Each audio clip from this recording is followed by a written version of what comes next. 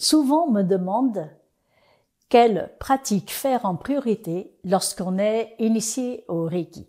Souvent, on n'a pas le temps, on doit faire des choix, on ne peut pas tout faire, on a les enfants, les courses, le ménage, le boulot.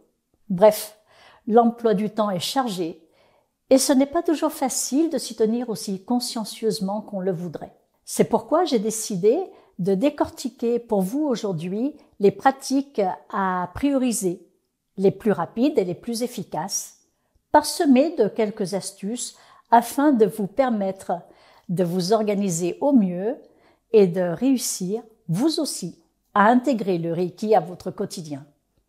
Tout d'abord, je ne peux commencer cette vidéo sans vous parler de Kenyoku. Avant toute pratique, avant l'autotraitement et avant toute chose, c'est Kenyoku qu'il faut faire.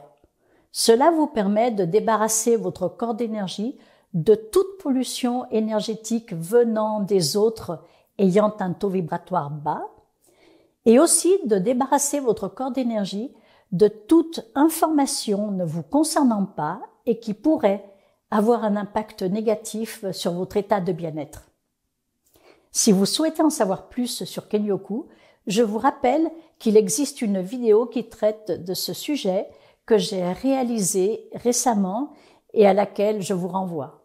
La meilleure astuce que je peux vous donner pour exploiter au mieux Kenyoku, c'est de l'intégrer à votre routine et à vos habitudes. Vous vous levez le matin, vous vous lavez les dents. Faites un Kenyoku, ça vous prendra 30 secondes. Vous allez aux toilettes durant votre pause déjeuner, faites un Kenyoku. Avant d'aller vous coucher le soir, faites un Kenyoku. Vous l'aurez compris, Kenyoku est à utiliser de nombreuses fois dans la journée.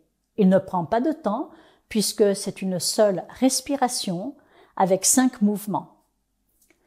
Je vous conseille aussi de le faire chaque fois que vous aurez une émotion désagréable. Souvenez-vous que le Reiki est d'abord pour vous et facilite, selon Mikao Usui, l'accès au bonheur. Il le dit lui-même dans les Gokai, c'est même la première phrase. Shofuku no Hiro, c'est-à-dire l'art secret d'inviter le bonheur. En effet, le Reiki est un art, et un art qui invite au bonheur. Nous allons donc chercher cet état d'être qui fait que nous pouvons nous sentir heureux. Ou au moins, puisque définir pleinement le bonheur est impossible, nous pouvons nous sentir bien, ce qui est déjà un bon début. Le Kenyoku va donc nettoyer votre corps d'énergie, mais ne va pas le remplir avec une énergie de très haute vibration.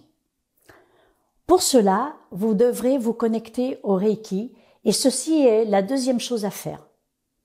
J'ai fait 2 vidéos à ce sujet, la pratique lorsqu'on n'a pas de symbole et la pratique avec les symboles. De la même manière qu'il est nécessaire de rouler régulièrement avec votre voiture, même de petits trajets, pour ne pas qu'elle tombe en rade, vous connecter au Reiki quotidiennement, même quelques secondes, vous permet exactement la même chose. C'est-à-dire d'entretenir votre lien au Reiki, votre canal. Pour faire simple, plus vous vous connectez au Reiki régulièrement et plus vous renforcez votre lien et plus vous deviendrez efficace lorsque vous vous y connecterez dans le but précis de faire une séance ou un autotraitement par exemple. La troisième chose à faire, c'est l'autotraitement, au moins pendant 21 jours suivant votre initiation. L'autotraitement se fait après un Kenyoku et après une connexion au Reiki. L'autotraitement, enseigné au premier degré, est un autotraitement physique avec toutes les positions des mains sur votre corps.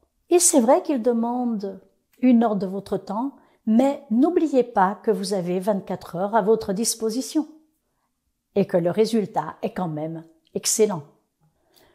Pensez bien que votre bien-être et votre santé doivent passer avant un film à la télé. Et enfin, l'une des dernières choses à faire est travailler sur vos tranches d'âge dès le 2e degré afin de guérir vos souffrances d'enfants et du passé pour réécrire le roman de votre vie. Voilà la liste à faire en priorité. À part l'autotraitement physique, les autres pratiques ne demandent que 5 minutes de votre temps. Et à tout ça, bien évidemment, vous allez ajouter la récitation des 5 idéaux, car les 5 idéaux sont le chemin informationnel qui transmute toutes les mémoires erronées grâce à la récitation du mantra qui est, je vous le rappelle, juste pour aujourd'hui, je me libère de toute colère. Juste pour aujourd'hui, je me libère de tout souci ou de toute préoccupation. Juste pour aujourd'hui, je remercie pour tous mes bienfaits ou je rends grâce pour toutes mes bénédictions. En fait, j'éprouve de la gratitude dans ma vie. Juste pour aujourd'hui, je vis ma vie honnêtement. Moi, je travaille sur moi. Juste pour aujourd'hui, je respecte la vie autour de moi sous toutes ses formes. Nous avons étendu la bienveillance envers les autres à la vie même, à tout le vivant. 5 idéaux à apprendre par cœur et à répéter encore et encore. Je pense que c'est la récitation de ces 5 idéaux qui a transmuté la colère chez moi. Colère qui aujourd'hui s'exprime très rarement et que je ressens tout aussi rarement.